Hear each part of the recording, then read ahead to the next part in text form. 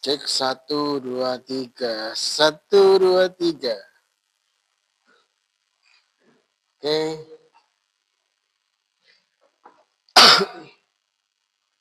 Salam Bapak Ibu Saudara, puji nama Tuhan. Ya karena sinyal kita terus terganggu. Jadi ini saya rekam pada hari ini, tapi ya saya siarkan jam 9 ya. Saya jujur apa adanya ya. Jadi ini kalau mau dibilang live ya terserah, mau bilang live ya nggak apa-apa. Ya Bapak Ibu.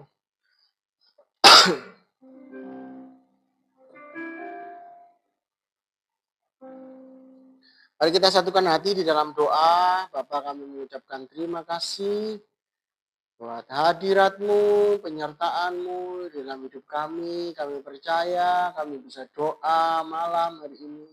Sungguh nikmat yang luar biasa. Ketika kami masih diberikan tubuh yang sehat, badan yang kuat, itu semua karena kemurahan Tuhan. Kami masih bisa bernafas, itu semua karena kemurahan Tuhan. Semua campur tangan Tuhan yang begitu luar biasa. Terima kasih Tuhan, untuk itu kami agungkan, kami muliakan Engkau di hari ini. Dalam nama Tuhan Yesus dan seterusnya. Haleluya.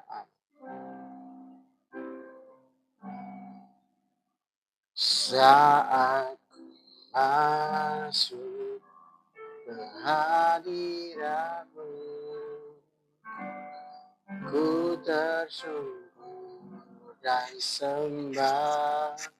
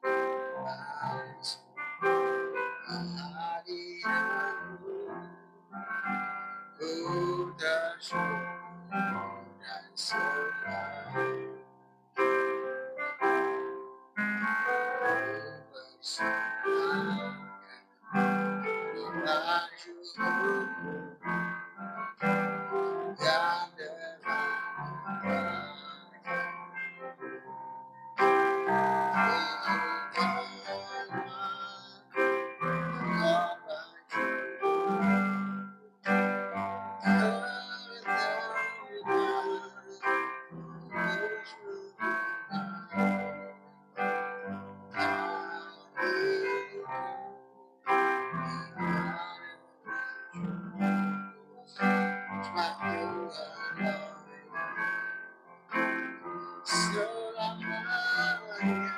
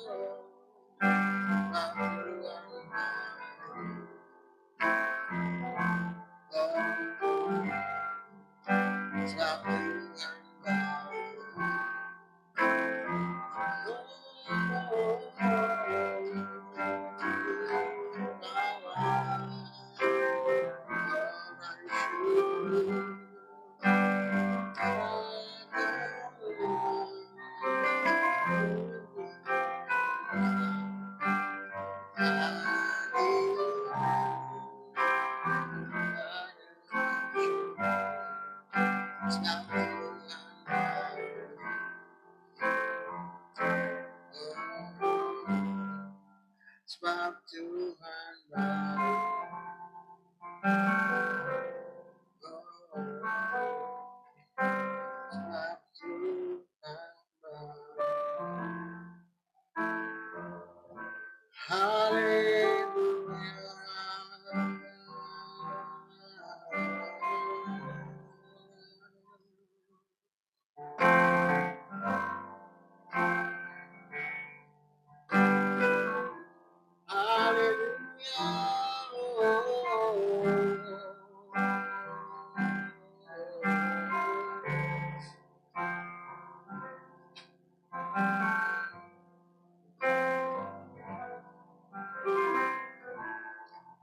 Terima kasih oh Tuhan.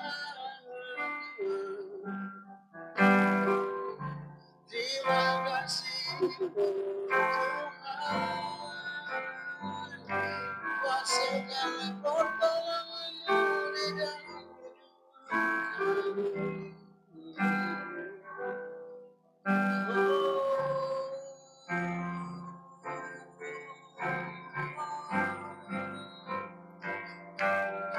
Kau yang ku andalkan Tuhan, Kau yang ku percaya, tiada satu pun yang dapat menghentikanmu.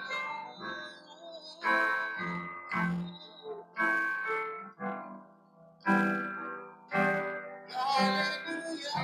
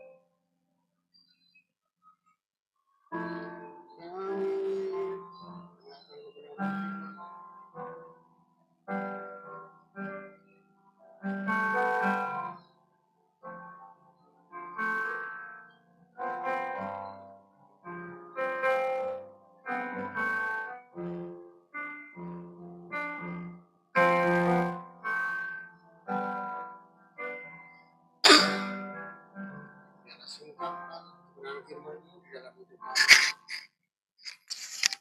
Dan kami bisa mengerti akan firman-Mu. Dan kami akan mengerti tentang kebaikan-Mu dalam hidup kami.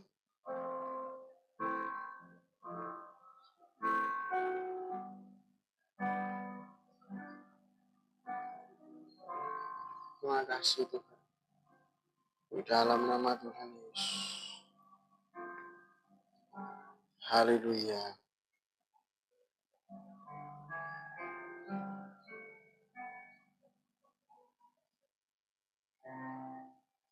Amin. Sebentar saya cek dulu ya Bapak Ibu. Rekamannya sudah oke apa tidak? Di nama Tuhan ya. Masih oke ya? Oh, haleluya, haleluya, haleluya, haleluya. Tuhan baik, Tuhan baik, Tuhan baik. Shalom, shalom, shalom, shalom, shalom, shalom. Kita semuanya bersuka cita punya Tuhan yang baik dalam hidup kita. Ya, ya. Ada beberapa topik yang saya ingin kita perdalam Bapak Ibu. Karena kemarin kita ada di dalam hari Pentakosta, saya ingin membahasnya lebih dalam lagi mengenai Pentakosta itu sendiri. Nah, atau pencurahan Roh Kudus. Bagaimana murid-murid dilawat Tuhan, Roh Kudus tercurah pada setiap mereka. Nah, kenapa sih kok harus perlu Roh Kudus? Enggak hanya pribadi Yesus saja. Sudah cukup. Tapi kenapa Yesus juga harus mengosongkan dirinya dan memakai kuasa Roh Kudus untuk menuntun, menguatkan dia, menyampaikan pada visi misi bahwa dia mengosongkan dirinya, rela menanggung semua dosa, bahkan mati di atas kayu salib, menebus buat kita semuanya tanpa satu pun yang tertinggal, semua ditebus dengan cara yang sungguh luar biasa. Ya, saya ada sebuah pertanyaan yang jujur. Kalau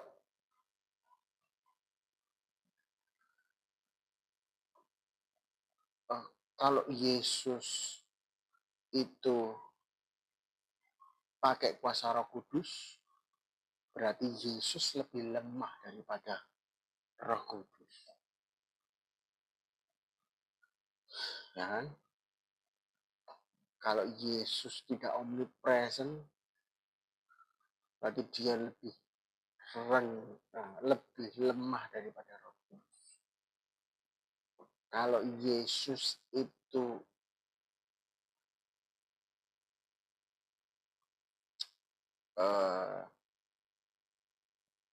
manusia seutuhnya, seharusnya dan menggunakan kuasa Roh Kudus, berarti Roh Kudus lebih. Kenapa perlu burung merpati? Kenapa perlu rohnya tercurah di dalam kehidupan Yesus? Itu menggelitik ya, itu memicu saya untuk berpikir, apakah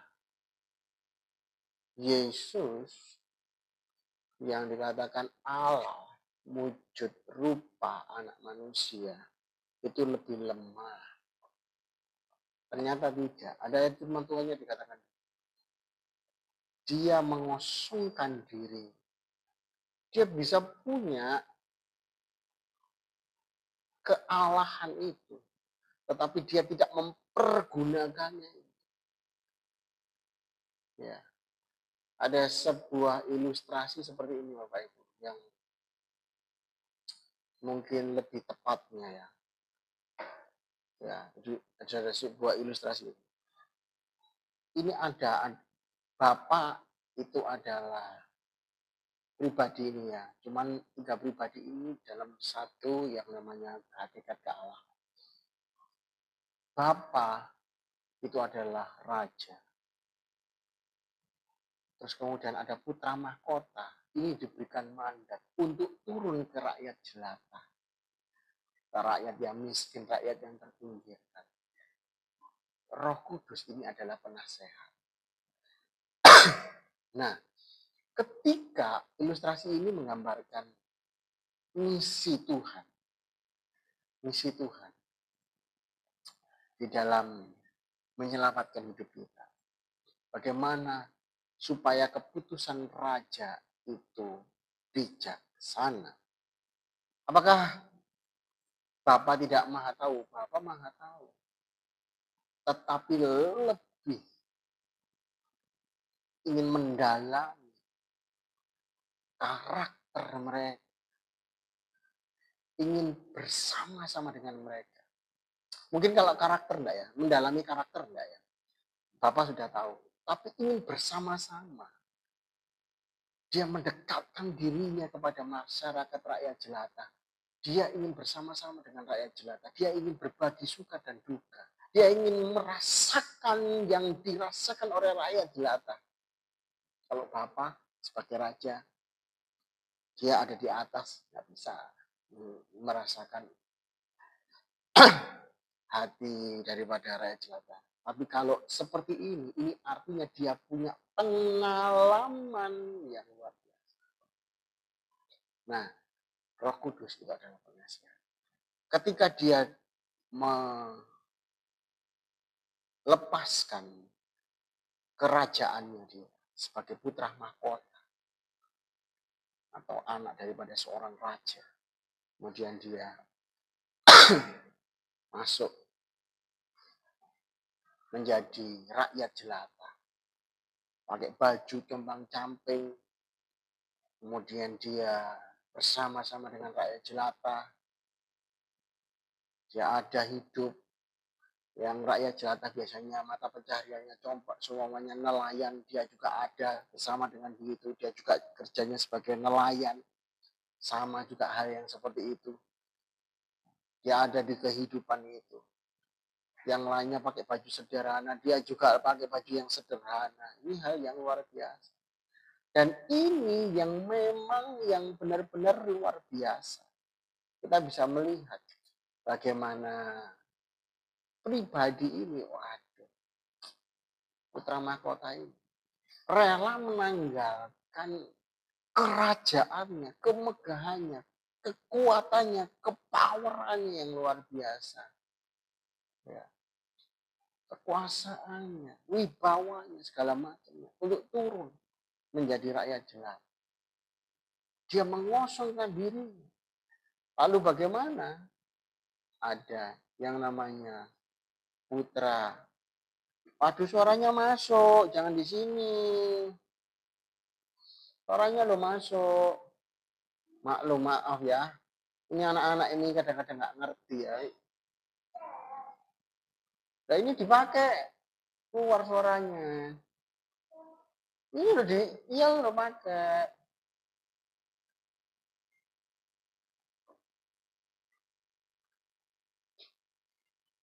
Kalau mau ngecas di luar, maklum ya Bapak Ibu ya.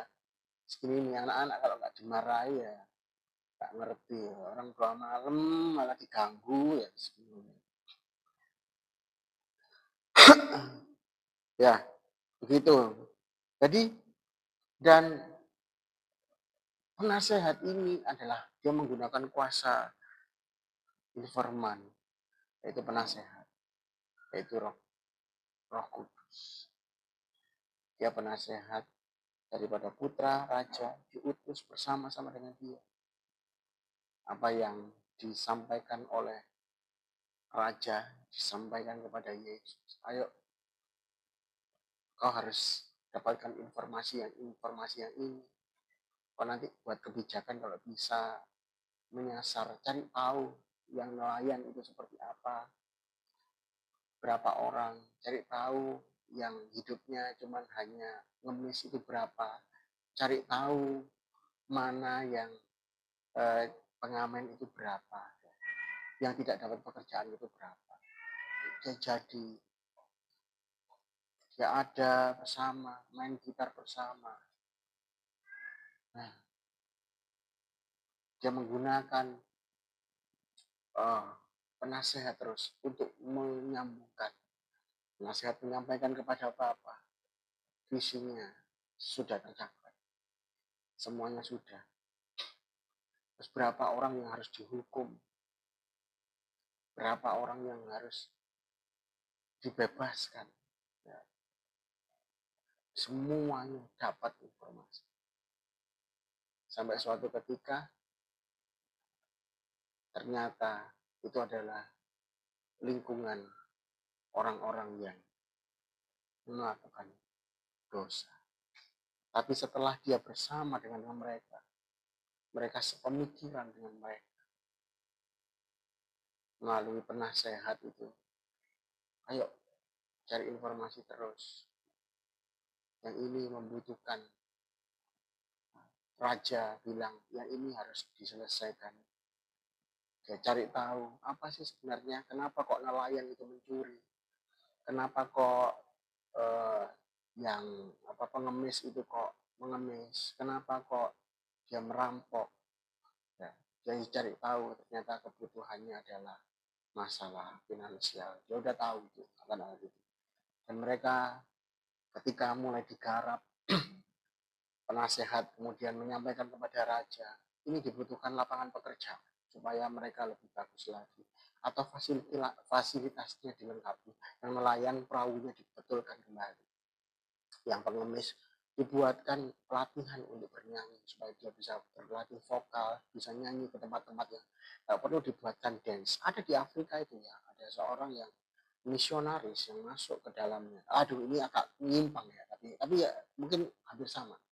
Ya, seperti raja mahkota, putra mahkota itu.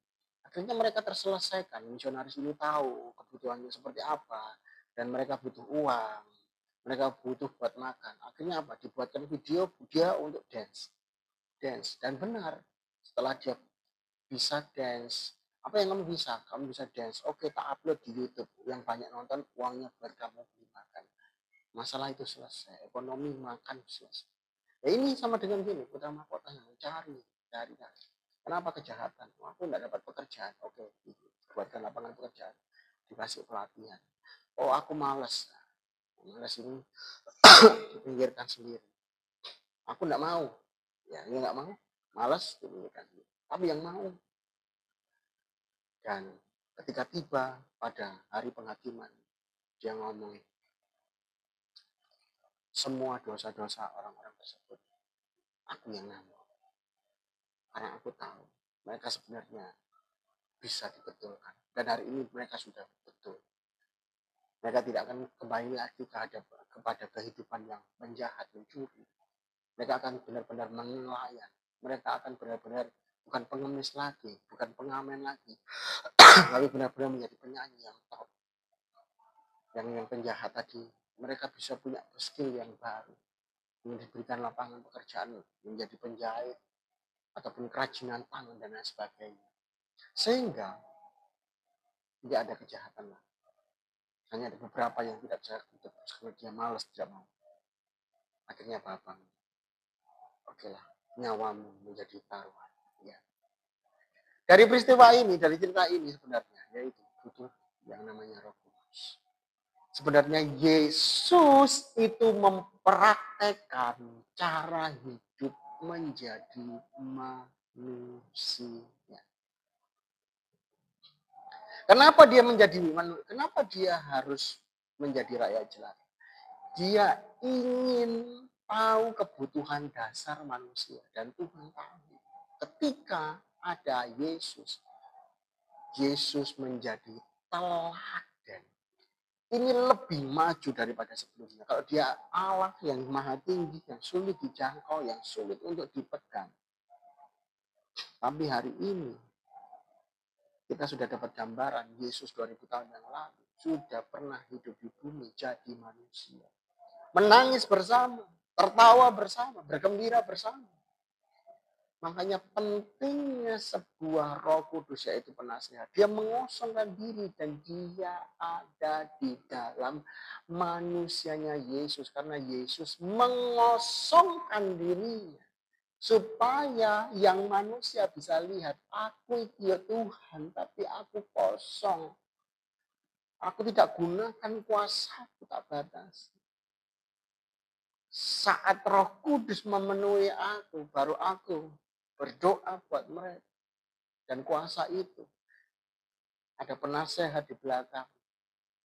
Waktunya menyembuhkan. Waktunya memulihkan. Waktunya mati. Sebenarnya manusia yang sama juga seperti kita. Teladani Yesus untuk hidup seperti Yesus. Makanya pentingnya Roh Kudus di dalam hidup kita seperti pribadi Yesus. Aduh Pak, aku bingung ya Pak. Kita jelaskan Roh Kudus. Roh Kudus itu adalah pribadi yang ketiga. Bapa, Putra, dan Roh Kudus. Bapa pengatur, menciptakan bumi. Roh Kudus, Yesus adalah firman yang menjadi manusia. Itu perannya. Perannya Bapa menciptakan segala sesuatunya, mengatur bumi ini dengan segala isinya. Mengatur. Yang kedua, Yesus itu perannya menjadi teladan manusia dan mati menyelamatkan manusia. Lalu Tuhan katakan, sebentar lagi aku tidak bersama dengan engkau, tapi sebentar lagi juga aku akan mengutus Rohku. Ya, pribadi itu yang bersama-sama dengan Yesus, yang dipakai Yesus, penasehat itu yang kita bisa teladani untuk kita pakai juga. Ya. Dan pribadi yang ketiga ini, setelah Yesus naik ke surga dan Tuhan mengutuskan dalam lawatan Roh Kudus, ini betapa penting. Saya mau katakan betapa penting. Agak terasa bulat-bulat ya, tapi saya berusaha sesederhana mungkin. Yuk kita masuk poin-poinnya aja. 1 Korintus 2 ayat yang ke-10.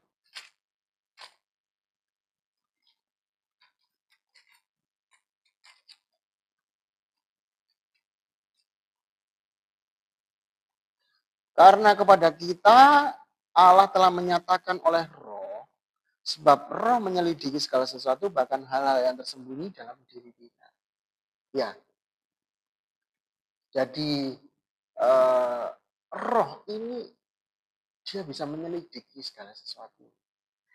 Pribadi ketiga ini bisa tahu dalam diri kita itu apa, iya kan? Menyelidiki, mengetahui masalah kita itu apa. Ya, dia bisa pribadi yang luar biasa ya. Luar biasa, saya katakan luar biasa.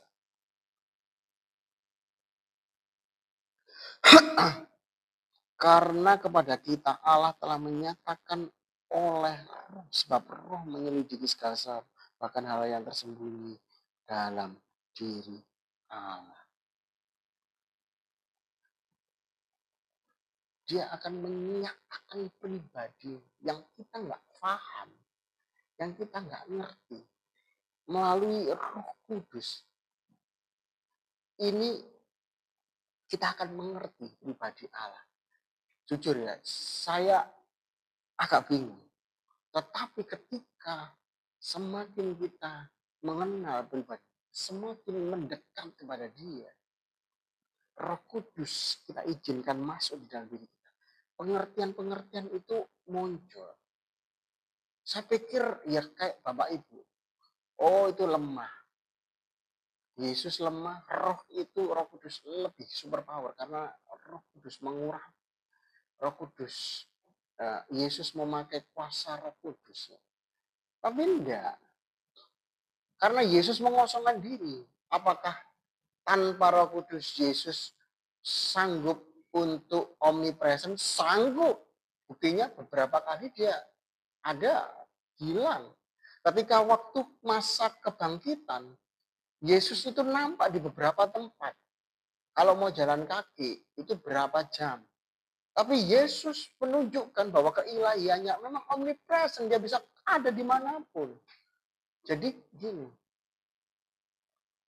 ini pesan yang dia pakai untuk setiap manusia. Hei manusia, pakailah Roh Kudus dalam diri. Maka kau akan mengetahui yang engkau tidak tahu akan Allah, kau akan tahu. Iya kan? Ayat 11, yuk kita 10. Yuk kita baca, yuk kita baca. Karena kepada kita Allah telah menyatakan oleh Roh, sebab Roh menyelidiki segala sesuatu, bahkan hal-hal yang tersembunyi dalam diri Allah. Ya. Dalam diri Allah, dia mengetahuinya. Nah, saya bukakan, saya pakai bantuan laptop ya, untuk bahasa Indonesia terjemahan sehari-hari. Sebentar Bapak Ibu.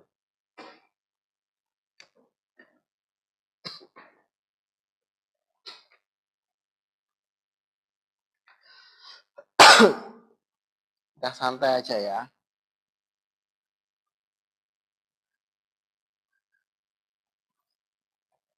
Jadi pribadi Allah kan sulit untuk dimatakan.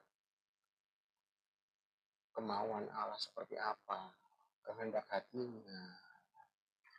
Kita tidak ada yang tahu Bapak Ibu. Tidak ada yang tahu. Kain dan Habel gagal memahami. Kain gagal memahaminya. Karena kenapa? Ya pribadi Allah yang memang sulit untuk dimengerti. Tidak semudah yang dibayangkan.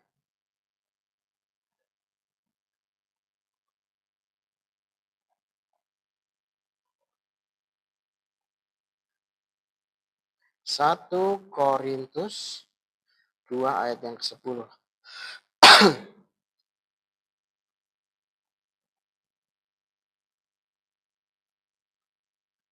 Ya, karena kepada kita Allah telah menyatakan oleh roh, sebab roh menyelidiki segala sesuatu, bahkan hal yang tersembunyi dalam diri Allah. Mana bahasa Indonesia sehari-hari?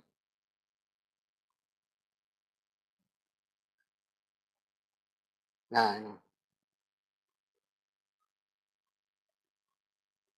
ini gimana cara makannya? Sebentar.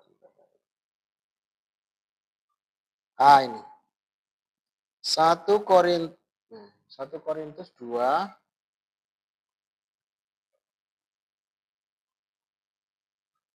1 Korintus 2 ayat yang ke-10. Nah, tetapi Allah sudah menyatakan kepada kita dengan perantaraan rohnya. Jadi Allah yang menyatakan dirinya lewat rohnya.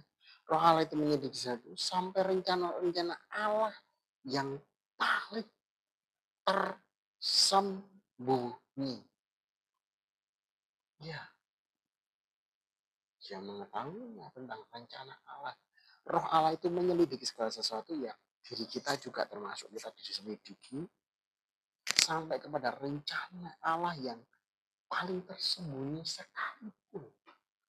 Jadi kita kan nggak ngerti ya keinginan Allah, planning-planning ke depannya Allah, nggak ngerti. Tetapi roh Allah ini sungguh luar biasa. Makanya Yesus memakai kuasa roh Allah. Awalnya Yesus itu punya kekuatan. Ya, karena dia adalah Allah, 100% manusia dan 100% Allah. Bukan arti 200% ya, enggak. Ya 100% itu menunjukkan bahwa benar-benar manusia, benar-benar Allah. Tetapi dia kosongkan dirinya menjadi manusia tulen. Tapi roh Allah mendampingi dia untuk dia tetap tahu masa depan. Apa yang terjadi di depan. Tapi di lain pihak, ketika dia mengosongkan diri, dia masih punya natur manusia. Manusianya masih ada. Karena dia mengosongkan diri, Yesus mengosongkan dirinya. Tapi tidak manusia 100% keliru. Karena ada roh Allah yang membantu dia untuk mengetahui ke depan. Yudas, kau berlaku jahat. Petrus, kau berlaku jahat. Jangan ke situ dulu. Ada tempat-tempat wilayah tertentu yang Yesus belum waktunya untuk mendekati kematian, Tuhan menghindar. Ini sungguh menarik. Menariknya di situ.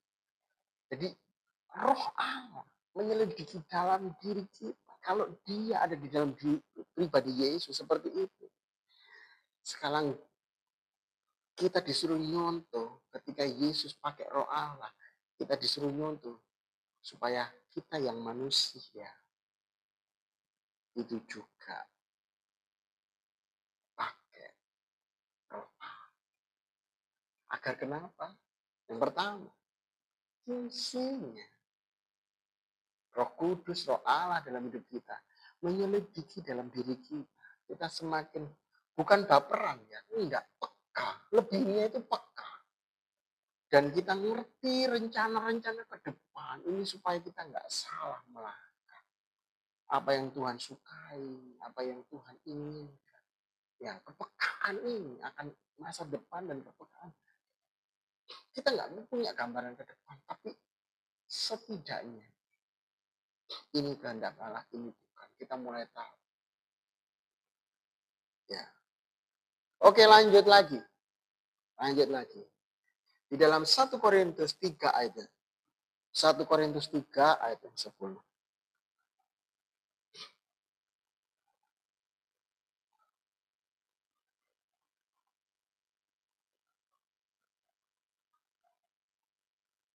1 Korintus 3 ayat yang ke-10 ya.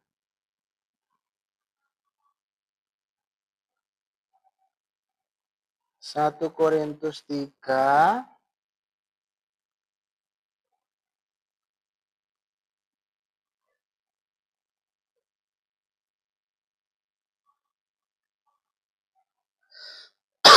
Ya, 3 ayat 10. Ya, 1 Korintus 3 ayat 10. Sesuai dengan kasih karunia yang dianugerahkan kepadaku, aku sebagai seorang ahli yang cakap telah meletakkan dasar dan orang-orang lain membangun terus di atasnya. Tetapi tiap-tiap orang harus memperhatikan bagaimana ia harus membangun di atasnya. 2 Korintus 3 mungkin ya. Apakah saya keliru nulisnya?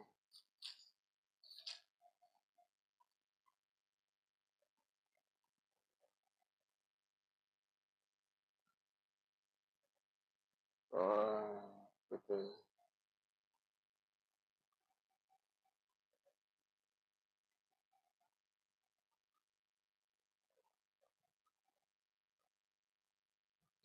Ya, maksudnya adalah Roh Kudus diam di dalam orang percaya. Oh, yang ini. Yang 16, ayat yang ke-16. Tidak tahukah kamu bahwa kamu adalah, ya kan? 16 itu pasti, ya. Tidak tahukah kamu bahwa kamu adalah bait Allah dan bahwa Roh Allah diam di dalam kamu. Ya, kita baca di dalam 16 ya ayatnya. Kamu harus tahu bahwa kamu bait Allah, Roh Allah hidup dalam kamu. Coba terjemahan sehari-hari coba.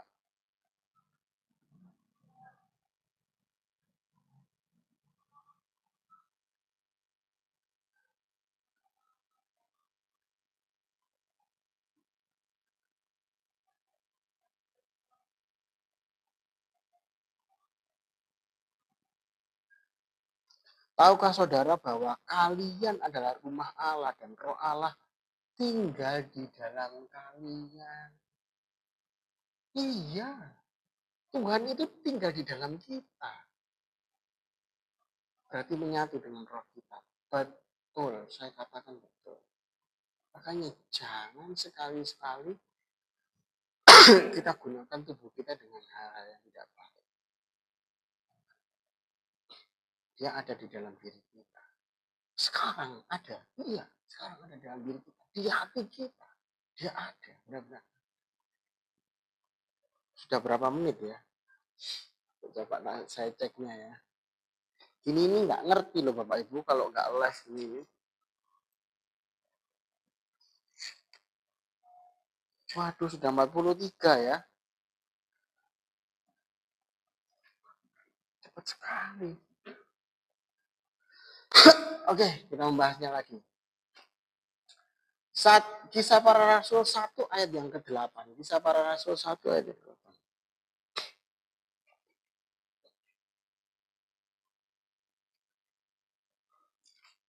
Kisah para Rasul 1 ayat yang ke-8. Tetapi kamu akan menerima kuasa kalau Roh Kudus turun ke atas kamu dan kamu akan menjadi saksiku di Yerusalem, di seluruh Yudea, Samaria sampai ke ujung bumi. Wah, keren, Bapak Ibu Saudara. Kita itu akan diberikan kuasa. Sebentar, saya kasih bahasa Indonesia sehari-hari. Kisah para Rasul 1 ayat yang ke-8. Kisah para Rasul 1. Tetapi kalian akan mendapatkan kuasa, punya kuasa. Kalau Roh Allah sudah datang kepadamu dan kalian akan menjadi saksiku di Yerusalem, seluruh Yudea, di Samaria sampai ke ujung bumi. Bapak kita yang baca versi yang mudah dibaca. 1 ayat yang ke-8. Roh Kudus akan datang kepadamu, lalu kamu akan menerima kuasa. Kamu akan menjadi saksiku di Yerusalem, kemudian di seluruh Yudea, Samaria, sampai ke pelosok-pelosok dunia. Ya, ya, kamu akan punya. Lalu kamu akan menerima kuasa. Kamu akan punya kuasa. Pentingnya jaga Roh Kudus dalam diri kita. sampai kuasanya dinyatakan. Makanya kalau tidak ada Roh Kudus, nah kuasa Tuhan ya tak bisa dinyatakan. Tuhan tidak bisa pakai tubuh yang tidak berkenan. Jaga terus, jaga terus, jaga terus. Kalau sudah ada Roh Kudus, perkenanan ini dijaga. Lalu bagaimana dengan Adam dan Hawa? Kalau seumpamanya kasih Tuhan melimpah dalam hidup kita, pertolongan Tuhan melimpah dalam hidup kita, pasti. Tetapi Roh Kudus tinggal di dalam diri kita. Ini perlu kita jaga. Jangan sampai. Ya kita lanjut aja ya. Lanjutnya. Yohanes 16 ayat yang ke-13. Yang selanjutnya.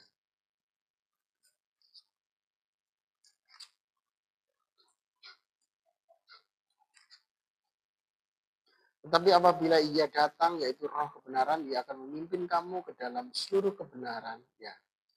Ketika apabila Roh kebenaran itu datang, ia akan memimpin kita pada Roh kebenaran. Saya kan katakan, jaga, benar-benar jaga. Dia akan memimpin kita kepada Roh kebenaran.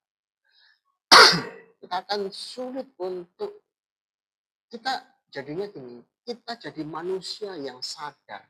Kita jadi manusia yang cerdas, kita jadi manusia yang bijaksana, kita jadi manusia yang milih dari yang terbaik. Ya. Bukan dari yang baik, terus kemudian kita milih yang terbaik. Dari yang terbaik, kita pilih yang paling terbaik.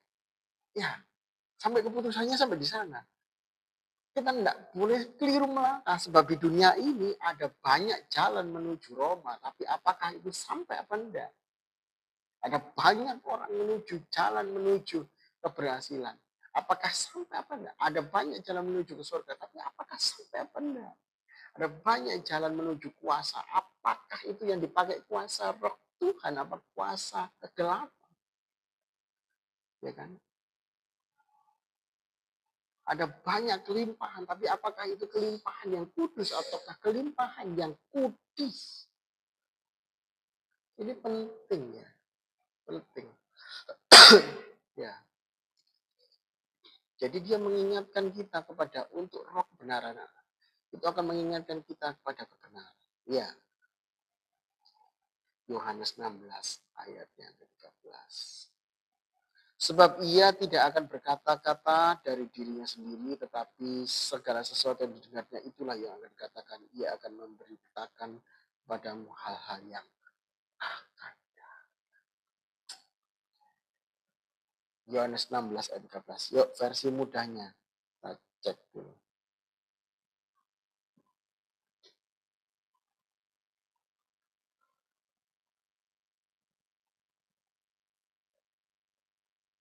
Apabila roh kebenaran datang, ia akan membimbing kamu ke dalam seluruh kebenaran. Kita akan dibimbing. Roh kebenaran tidak berbicara dari dirinya sendiri, ia hanya berbicara mengenai yang didengarnya, dia akan mengatakan kepadamu hal-hal yang akan terjadi. Itu bahaya, itu tidak bahaya. Roh kebenaran. Keren Bapak Ibu. Keren. Dia akan menuntun kita sampai ke masa yang depan. Sebentar bahasa Indonesia sehari-hari kita harus baca biar kita semakin lega. Tetapi kalau roh itu datang, dia akan menyatakan kebenarannya tentang Allah. Kalian akan dibimbing untuk mengenal seluruh kebenaran. Ia tidak akan berbicara dari dirinya sendiri, tetapi mengatakan apa yang sudah didengarnya. Ia akan memberitahukan kepadamu apa yang terjadi di kemudian hari. Dia nggak berbicara mengenai dirinya sendiri, tapi dia berbicara mengenai apa yang didengarnya dari Bapa. Apa dia mendengarnya seperti layaknya Yesus ketika ada roh Allah. Dia akan mengatakan, udah waktunya kamu menyerahkan dirimu, dia akan menyerahkan dirimu. Begitu juga dengan hal yang akan datang.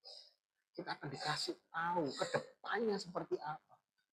Wow, keren. Ini benar-benar keren banget ya. Kalau itu kita akan dikasih tahu benar-benar pemahaman yang luar biasa. Manusia ini kan lemah ya untuk melihat hari depan. Manusia kan lemah. Aku ini sukses apa enggak ya? Aku ini berhasil apa enggak ya? Aku ini punya masa depan apa enggak? Ini kan yang selama ini digumuli. Tapi roh kebenaran ini akan membimbing kita hari yang depan. Tetapi kalau roh itu datang, dia akan menyatakan kebenaran tentang Allah. Dia akan ngomong tentang Allah, apa yang Allah sukai, apa yang Allah yang tidak sukai. Apa yang sifat-sifat Allah. Bagaimana cara memujanya, bagaimana kalian akan dibimbingnya untuk mengenal seluruh kebenaran. Sikap apa yang kita lakukan. Dia tidak akan berbicara mengenai dari dirinya sendiri, tetapi mengatakan apa yang sudah didengarnya. Jadi roh itu berbicara mengenai apa yang didengarnya dari Bapa, dan itu yang harus kita lakukan, itu yang diomongkan ke dalam diri kita. Dan dia akan memberitahukan apa yang terjadi kemudian. Bimbingannya nggak cuma hari ini, tapi besok, minggu depan, bulan depan, tahun depan. Orang kan nggak tahu kepastian itu. Tapi kita sudah bersiap diri. Karena kita peka. Tadi saya pakai kata peka. Keren ini Bapak Ibu Saudara, semakin keren ya. Dia akan ingatkan kita akan firman. Firman itu adalah kebenaran Bapak Ibu ya. Galatia 5 ayat 22 dan 23 ya.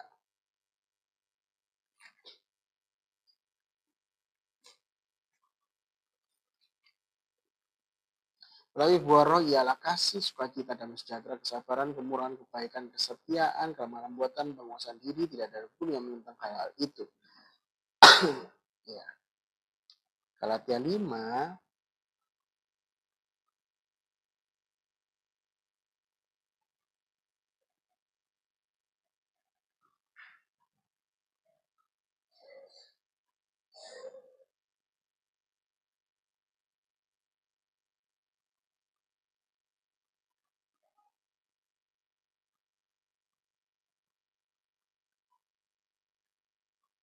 ya, ayat yang kedua-dua di situ kan tetapi buah roh ialah.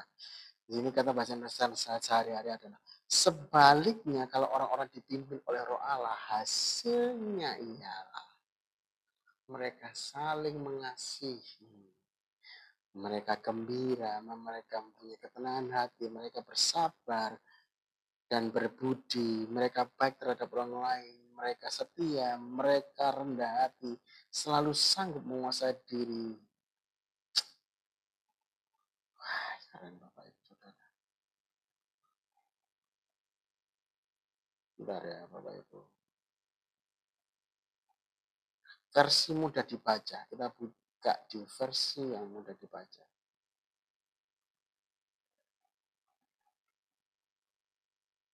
Ayat yang ke-22. Wah, tadi yang lebih jelas ya.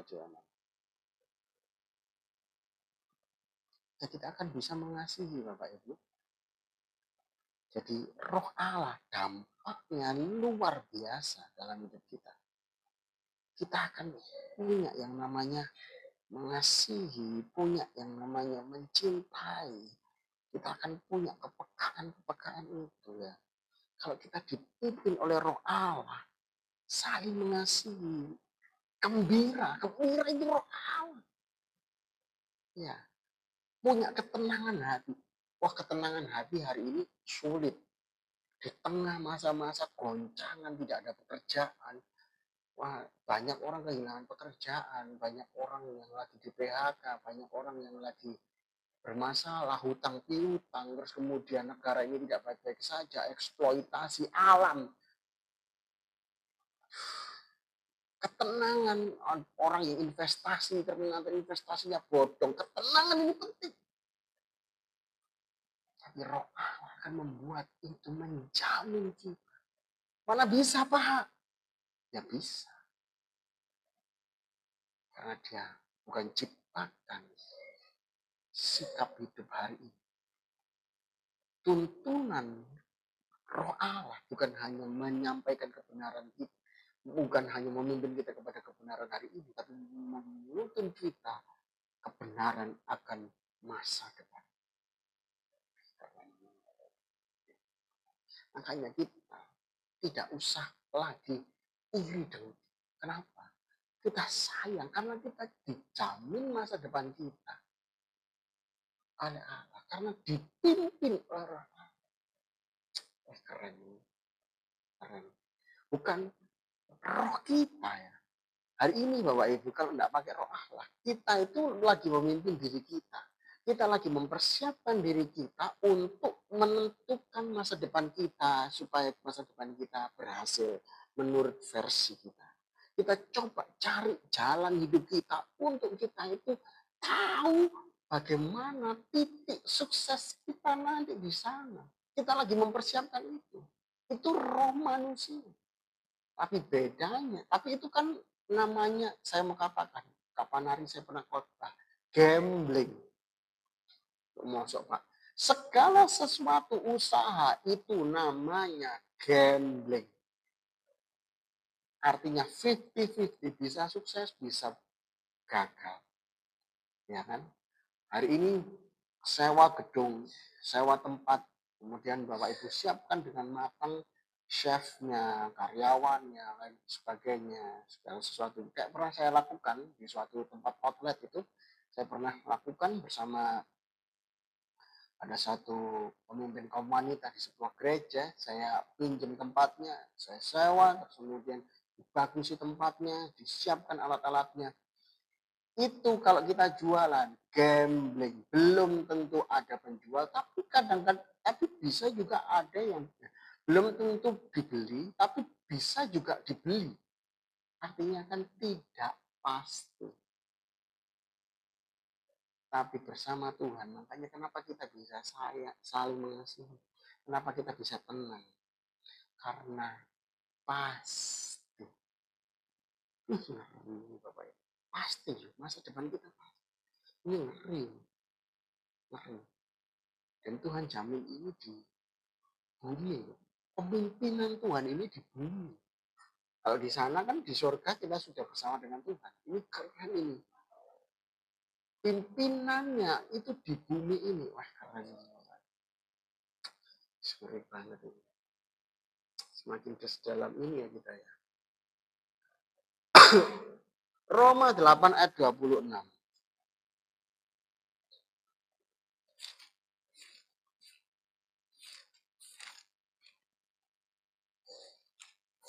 Roma 8 ayat yang ke-26.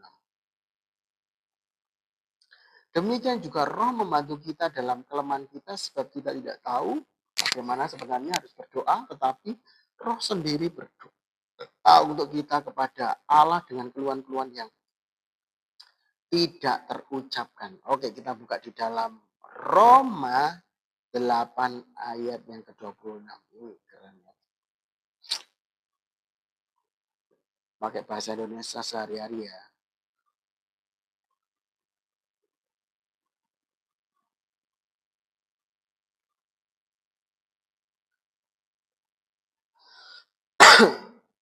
Begitu juga Roh Allah datang menolong kalau kita lemah.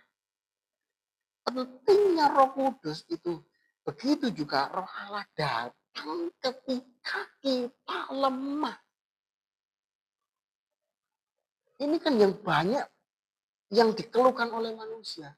Saat aku lemah kok nggak ada yang menolong aku. Apalagi kata firman Tuhan di dalam Amsal sudah jelas. Yang banyak sahabatnya itu orang kaya. Yang nggak punya sahabat itu orang miskin. Jelas siapa yang mau berteman dengan orang miskin. Nanti pasti kalau datang sama orang miskin pasti. Misalnya, kalau aku deket Pak sama orang miskin itu nanti aku dipitangi Pak. Aku bilang duitnya, aku minta uangnya. Minta tolong bantu aku dan lain sebagainya. Kita sudah berprasangka buruk. Ya kan? Makanya kita sudah atau kita pun sudah diberburuk sangka oleh orang tersebut. Padahal kita cuma hanya menjadi sahabat. Tapi tidak ada orangnya. Dan itu kebenaran firman Tuhan yang dinyatakan. Orang miskin memang nggak punya sahabat. Nah, Justru disinilah letak roh Allah. Roh Allah itu ada saat kita lemah. Saat tidak ada orang satupun yang peduli. Siapa orang yang mau di-sharingi masalah? Nggak ada. Dulur kita kan. Aku nyelang duit. Aku nggak ada duit. Nggak ada yang mau. Dengerin aja nggak mau. Tapi roh Allah. Ini kerennya roh Allah. Roh Allah datang menolong kita kalau kita lemah. Sebab kita tidak tahu bagaimana harus kita berdoa. Roh itu sendiri menghadap Allah untuk memohon bagi kita dengan kerinduan yang sangat dalam sehingga tidak dapat diucapkan. Kita cuma tapi roh Allah akan menghadap kepada Bapa di surga sendiri ngomong kepada itu spesialisnya kita anak Tuhan. Darah kita bisa menghadap kepada Allah. Kalaupun orang ada berbuat jahat kepada kita. Yang kedua, saat kita berdoa, hanya menangis aja. Saya ingat, saya tadi pagi, saya dengarkan ada uskup Dania Biantoro ya. Uskup Dania, pendiri ortodoks. Dia ternyata dari Muslim, dia dari Solo, dari Muslim, percaya pada Tuhan Yesus masih SMP, dan dia harus keluar dari rumahnya karena keluarganya Muslim. Yang nolong siapa? Ya Allah yang nolong dia. Dia dikucilkan dan lain sebagainya. Sampai akhirnya mamanya dulu bertobat, lalu keluarganya banyak yang bertobat. Saat kita terima Tuhan sebagai Raja, kata itu kan tidak banyak orang suka. Iya kan tidak banyak orang suka sama dia. Dia dari keluarga yang belum percaya Tuhan, Yesus. Sekarang dia percaya kepada Tuhan Yesus. Ya tidak ada yang suka. Kakeknya aja kaget. Waktu ketika dia saksi, dia bawa Alkitab. Suatu waktu Alkitabnya itu terjatuh. Nah disitulah mulai kelihatan. Dia pulang, Alkitabnya terjatuh. Dari mana kamu? Kata kakeknya. Dari mana kamu? Nah pas gitu Alkitabnya taruh di belakang. Alkitabnya jatuh lah. Disitulah baru ketahuan. Tapi Tuhan tolong dia. Kenapa? Saat lemah, roh Allah itu datang menolong. Bahkan dia akhirnya disekolahkan ke Korea Selatan. Keluarganya akhirnya mendukung, percaya kepada Tuhan Yesus. Terus kemudian dia disekolahkan ke Korea Selatan dan dia akhirnya menemukan kebenaran demi kebenaran. Ya, dikirim ke Yunani untuk sekolah lanjutan ya. Roh itu membantu kita di dalam kelemahan kita. Saat bahkan dia waktu mendirikan ortodoks itu kan dia cuma hanya nangis karena tidak ada yang mengakuinya. Kita merasa asing. Dari Muslim ke Kristen itu gejolaknya luar biasa. Dia cuma hanya sendiri, siapa yang menuntun dia bingung. Setelah dia didatangi oleh Tuhan Yesus dalam mimpinya, dia ketakutan. Tapi roh itu yang membimbing dia pada pengenalan dalam kelemahan itu, dalam ketakutan, percayaan yang baru. Itu yang membimbing dia SMP, SMA, sampai kuliah. Tuhan pelihara dia dengan luar biasa. Ya, sekali lagi, saat orang lain tidak menolong, saat kita lemah, roh Allah itu menolong kita. Amin. Lanjut lagi. Yang paling terakhir ya. Efesus 4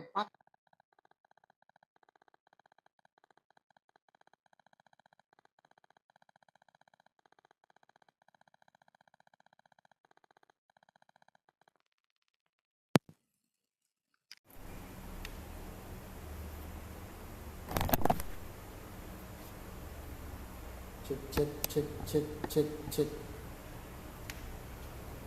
Oke.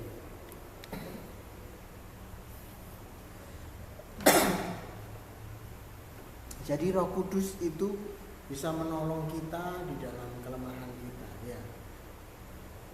Ini benar apa burung? Cek, cek. Maklum ya Bapak Ibu ya, ini terputus. Saya sambung kembali. Ya, jadi Roh Kudus bisa membantu kita dalam kelemahan. Seperti Romo Uskup Daniel Biantoro ya. Jadi dia sendirian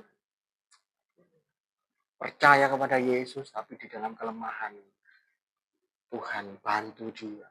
SMP dia sendirian, karena keluarganya masih belum percaya kepada Tuhan Yesus. SMA dia sendirian, tetapi sampai akhirnya mamahnya percaya kepada Tuhan Yesus. Sampai akhirnya keluarganya percaya kepada Tuhan Yesus. Sampai akhirnya keluarganya mendukung untuk kuliah. Karena sudah percaya, akhirnya dia diberangkatkan ke Korea Selatan oleh Bapak Gembalanya. Kemudian dia lanjut kepada Yunani. Luar biasa. Artinya Tuhan menuntun kita, menuntun kita dengan kasih dan kemurahan Tuhan. Ya, poin yang paling terakhir adalah Roh Kudus itu bisa hilang. 1 Samuel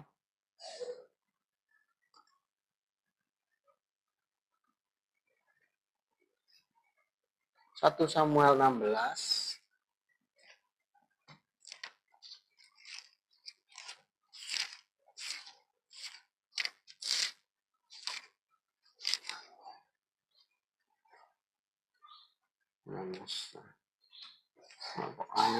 Kita 1 Samuel kok hilang ayat ini. Gitu loh. 1 Samuel pasal yang ke-16. 16 ayat 14. Gini, tapi roh Allah telah undur daripada Saul. Jadi, Bapak Ibu, roh Allah itu bisa undur dalam diri kita. Kalau kita itu tidak mempergunakan hati kita dengan baik. Kalau kita tidak taat kepada roh Allah, saya percaya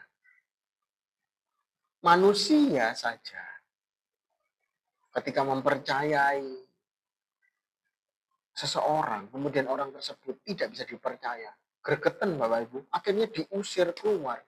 Ya kan?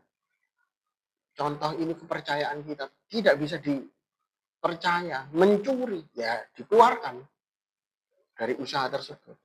Begitu juga dengan manusia, begitu juga dengan roh Allah. Sifatnya tetap sama. Jangan membuat roh Allah pedih. Kalau roh Allah diduakan terus, disakiti terus, dan kita lebih cenderung suka menggunakan kedagingan kita, wah, roh Allah akan undur. Jadi roh Allah bisa hilang di dalam diri kita. Kenapa? Ya karena kita memakai diri kita, kedagingan kita anggap diri kita bisa, kita punya pengalaman yang lebih luar biasa. Akhirnya kita tidak memakai roh Allah. Apakah manusia itu bisa tahu tentang hari esok? Tidak bisa. Sejam ke depan aja tidak ada yang tahu. Tahun depan dia jadi apa? Tidak ada yang tahu. Tapi kenapa manusia ini kok sok-sokan mengerti? Padahal dia nggak ngerti akan masa depannya. Usaha juga begitu. Usaha ini 50-50 saya mau katakan. Saya sering kali berkata, semua yang kita upayakan itu sebenarnya gambling. Maaf saya pakai kata kasar. Karena Bapak Ibu bisa berhasil, Bapak Ibu bisa tidak berhasil. Sekolah, oke ya, Bapak Ibu saya kasih contoh. Sekolah, oke, kuliah yang tinggi. Tapi itu semuanya upaya bentuknya adalah gambling. Ada banyak anak muda yang sudah kuliah tinggi, tidak dapat pekerjaan. Sudah dipersiapkan sedemikian rupa. Buang uang, tapi dia pengangguran. Itu hanya upaya manusia. Lalu masa depan kita dikatakan berhasil seperti apa? Ikuti kehendak Tuhan. Yang punya masa depan itu Tuhan. Ada dari anak jemaat, lulusan SMA, pekerjaannya stay, ada. Yang penting itu doa. Ya bukan semuanya juga penting. Tapi terpenting, prioritas utama adalah andalkan Tuhan. Tanya Tuhan. Hari ini, jangan andalkan kemampuan. Mempersiapkan diri dengan baik, oke, boleh. Tetapi sesuaikan dengan apa yang Tuhan mau. Kadang-kadang kita menjadi sakarapnya sendiri. Ya inilah yang dikatakan. Ada banyak sarjana-sarjana nganggur. Ya karena apa? Ngikuti kehendak sendiri. Ada banyak usaha-usaha yang gagal. Kenapa? Ya ngikuti kehendak sendiri. Coba kalau semuanya dimulai dari Tuhan. Dia berdoa dulu, aku mau sekolah mana ya? Aku mau usaha seperti apa ya? Tuhan berkati aku, caranya gimana ya? Tanya Tuhan terus setiap waktu. Inilah yang katakan Tuhan, mengandalkan Tuhan. Dan ini roh Allah kalau diandalkan, dia tidak akan undur. Seperti dalam diri Saul. Juga di dalam diri kita. Tidak akan undur. Tapi kalau roh Allah kita pakai, dia tidak akan pernah undur. Tapi kalau tidak dipakai, diasingkan, didukakan, roh Allah akan undur dari kita. Tidak ada dalam diri. Cek apakah roh Allah masih ada dalam diri kita atau tidak. Caranya mudah. Kalau hidup kita masih pakai kedagingan, pikiran kita akan selesai. Saya gigi. Kita gigi. Ya kita satukan hati di dalam doa. Kita akan doa dalam pokok-pokok doa yang ini ya Bapak Ibu.